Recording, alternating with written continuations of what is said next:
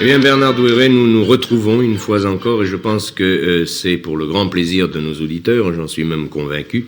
C'est en tout cas un grand plaisir pour moi-même de vous retrouver devant ce micro chaque semaine pour nos entretiens, je le rappelle, concernant les ésotérismes. Bernard Douéret, la semaine dernière, en terminant notre entretien hebdomadaire, vous nous aviez laissé entendre que, d'une manière, disons, obscure, à certaines époques, apparaissaient certains personnages, disons mystérieux, je n'aime pas beaucoup ce mot, mais enfin, disons occultes, qui allaient jouer, non pas provoquer les événements, mais jouer un rôle dans les événements, et quelquefois de graves événements, puisqu'il s'agit d'événements historiques, et vous nous aviez donné la semaine dernière des dates qui sont à cet égard significatives, c'est-à-dire 1789, et même beaucoup plus près de nous, 1914, et la grande révolution soviétique. Ce qui rejoint une idée de l'ésotérisme selon laquelle des personnages très importants dans cet ordre d'idées n'apparaissent qu'à des moments déterminés pour des buts précis, même si la masse dont nous sommes ne parvient pas toujours à les interpréter correctement.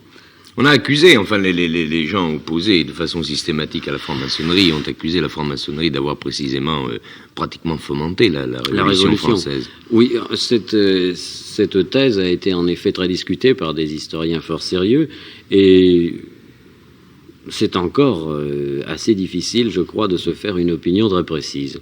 En ce qui concerne Neuville-Hermoz, et plusieurs des frères de ces différents ateliers ont été députés à Paris, aux États généraux, qui dans la noblesse, qui dans le clergé et qui dans le tiers-état. Et il y a des lettres assez intéressantes d'un nommé Péris du Luc. Il y a d'ailleurs toujours une famille Péris à Lyon. Il y a donc un nommé Péris du Luc qui était député du tiers-état et qui se plaint que précisément dans les États généraux, on oublie toute cette fraternité qui devait exister sans doute dans les loges pour ne plus être préoccupé que des intérêts de son ordre social. Alors j'ai l'impression que si la maçonnerie avait joué un rôle pour la Révolution, il aurait fallu au moins que l'ensemble de ses membres témoignent d'une parfaite cohésion d'idées. Et on n'a pas l'impression que ce soit cela qui soit passé. Oui, de toute façon, il semble quand même assez difficile que... Il y avait sans doute beaucoup de maçons aux États généraux, enfin beaucoup, une certaine quantité. Là, il y a des listes qui sont très variables à ce sujet, puis finalement, il est difficile de se faire un compte exact. Mais, enfin, moi, personnellement, je n'ai pas l'impression que la maçonnerie ait joué un rôle là particulièrement déterminant. Oui, il y avait tout un contexte historique qui, de toute façon, aboutissait à la Révolution. Oui, c'est cela. Oh, c'est cela, bien davantage. Bon, le comte de Saint-Germain, puisque nous parlions du comte de Saint-Germain, comment vivait-il, enfin? Où vivait-il? Que faisait-il, enfin? Oh, il vivait sous des noms souvent différents, d'ailleurs. Par exemple, quand Villermoz le connaissait et qu'il était chez le prince de Escassol, il se faisait appeler le comte de Weldon. Et le comte de Saint-Germain a été reçu par tous les grands de son époque. Et il a été reçu en particulier à la cour de France. Or, Louis XVI n'était pas homme à recevoir un simple roturier. Or, il était reçu avec le plus grand respect. Il possédait différentes poudres médicamenteuses, il possédait l'art de rendre l'or brillant au diamant, il possédait un don de clairvoyance incontestable. C'est un homme qui paraît doué de connaissances et de facultés qui réellement dépassent le commun, qui ont provoqué d'ailleurs des jalousies, des irritations, puis tout un jeu de mauvaises langues. Ça fait songer un peu à Casanova aussi. Casanova, c'est différent. Casanova, c'est un petit peu une ombre noire de ce type de personnage, parce que Casanova, lui, est essentiellement un aventurier. Oui, enfin, on retrouve le renflouement des finances et autres histoires. Ils se croisent. Casanova a quelque peu hanté les loges, il semble également, mais dans le but de s'y créer des relations, vraisemblablement. Casanova apparaît... Il y a quand même un côté, disons, ésotérique, c'est peut-être un grand mot. Pour Casanova, je crois que c'est exagéré, je crois que c'est peut-être même déplacé. Il me paraît simplement comme un joyeux aventurier, si vous voulez, qui est doué d'un bagou solide, qui a touché à tout, qui a des petites connaissances d'un peu de tout. Il réussit pendant un temps à duper la marquise d'Urfé, d'ailleurs, qui s'intéressait beaucoup à l'alchimie. Mais je n'ai pas l'impression qu'on ait là un personnage sérieux. Il est une sorte de caricature des autres, plutôt. Bon, je vous ai posé la question, Bernard Douairet, pour savoir ce que vous en pensiez.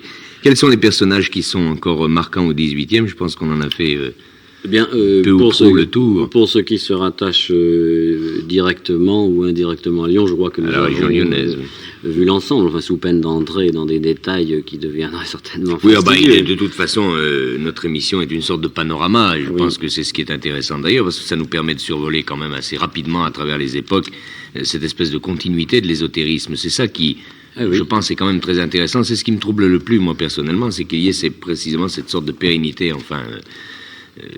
qui au fond ne cesse pratiquement pas. Nous avons vu qu'il y avait une petite période d'obscurcissement au XVIIe, mais enfin, de toute façon, ça se poursuit. Enfin, c'est peut-être simplement pour le XVIIe un manque de documentation, une méconnaissance, ça bien sûr.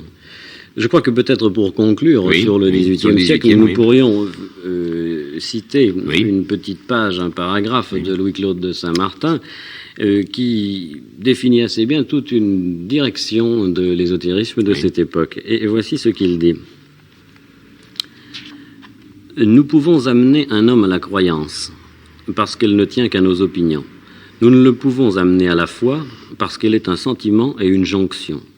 Nous pouvons l'amener à une doctrine et à une lumière par nos enseignements journaliers. Nous ne pouvons l'amener à la sagesse et à la vie de l'esprit, parce que l'esprit se donne lui-même et qu'il donne seul la science d'instruire et de parler à propos, et non d'après les mouvements de la volonté humaine. Je crois que c'est assez clairement... C'est la définition de toute une philosophie assez élevée, enfin si on peut employer le mot philosophie. Bon, alors nous allons nous rapprocher, bien entendu. Oui. Nous en arrivons au XIXe siècle, qui est très proche du nôtre. Alors là, je pense que les documents ne doivent pas manquer, puisque... Les documents sont... il y a un certain nombre de documents, tout au moins. Oui. Alors, on pourrait, si vous voulez, citer au début, bien que ça ne se rattache au fond qu'assez superficiellement l'ésotérisme. Oui. Nous pourrions peut-être tout de même citer ce que Joseph Busch, dans un ouvrage bien connu, a appelé l'école mystique de Lyon. Oui. Où il étudie des hommes comme Balanche, comme Ampère, Victor de la Prade ou Blanc de Saint-Bonnet. Ces hommes ne paraissent pas avoir été affiliés, si vous voulez, à un groupement quelconque. Et pourtant, ils sont imprégnés d'un certain climat. Latreille, en particulier, soulignait cette manière, disait-il, de néoplatonisme qu'on rencontre chez Victor de la Prade, chez le poète Victor de la Prade, dans Psyché, par exemple, publié en 1841. Balanche, lui aussi, est préoccupé par l'idée d'interpréter les événements, non pas simplement à la manière politique humaine, mais d'après une sorte de politique divine. Et en particulier, il a été bouleversé par le traumatisme, ça s'en fut un pour lui, de la Révolution française, et il essaie de l'interpréter comme une sorte d'épreuve imposée par une providence divine à la collectivité humaine. D'autre part, Balanche a lu Jacob Böhm, que lui traduisait un de ses amis.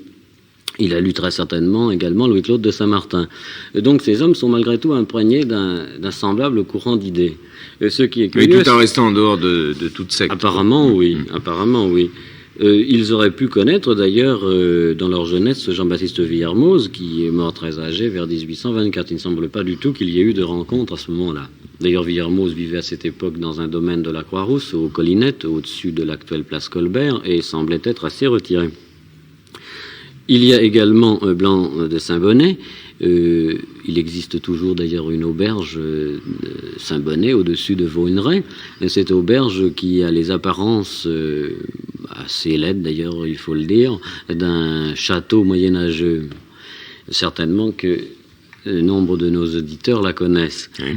Et c'est d'ailleurs Saint-Bonnet lui-même qui avait fait reconstruire la maison sous cette forme. Il y vivait d'une manière très retirée et il essayait, dans des ouvrages d'ailleurs toujours extrêmement intéressants, bien trop méconnus, de l'unité spirituelle ou de la douleur, il essayait de favoriser comme principe de recherche l'amour et la charité à côté de la simple raison.